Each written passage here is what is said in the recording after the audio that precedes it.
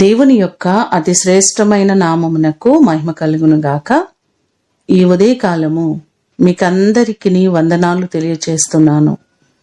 ఈ దినము మిమ్ములను బలపరచు దేవుని మాట.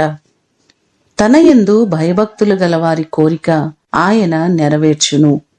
కీర్తనలు 145వ కీర్తన 19వ చరణం.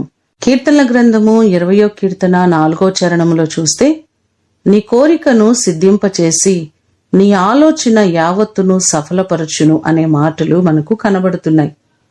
145వ కీర్తన 16వ చరణము కూడా చూస్తే, నీవు నీ గుప్పిలిని విప్పి ప్రతి జీవి కోరికను తృప్తిపరచుచున్నావు అనే మాటలు మనకు కనబడుతున్నాయి.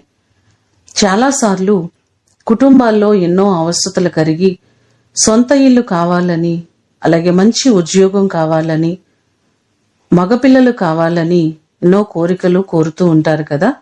ఎవరైతే భగవంతుని యందు భయభక్తులు కలిగి ఉంటారో, పూర్ణ హృదయముతో ఆయనను సేవిస్తారో, వారి కోరికను దేవుడు తప్పకుండా నెరవేరుస్తారు.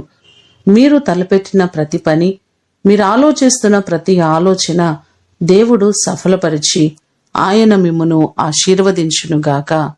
ప్రార్థన చేసుకుందాం. మహాగణుడా, మహోన్నతుడా, మీ పాదములకు వందనాలు, స్తోత్రాలు. తన యందు భయభక్తులు గలవారి కోరికను నెరవేర్చే దేవుడవు నీవే. మీ యందు భయముతో కూడిన భక్తి మేము కలిగి, మేము ఏది అడిగినా సమస్తమును మీరు అనుగ్రహించేవారు.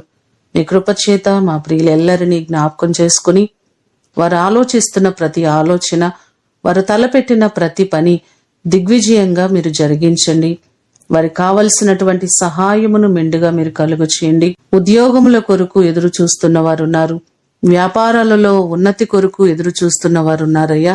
ప్రతి వారిని మీరు జ్ఞాపకం చేసుకుని వారి ఆలోచన సఫలపరిచి సమస్తమును ఆశీర్వాదకరంగా వారి జీవితాల్లో మీరు ఉంచండి. ఈ దినము కొరకు వందనాలు, కృతజ్ఞతలు తెలియచేస్తూ యేసు అతి శ్రేష్టమైన నామమున అడిగి వేడుకొని పొందియున్నాము తండ్రి. ఆమేన్. దేవుడు మిమ్ములను దీవించునుగాక.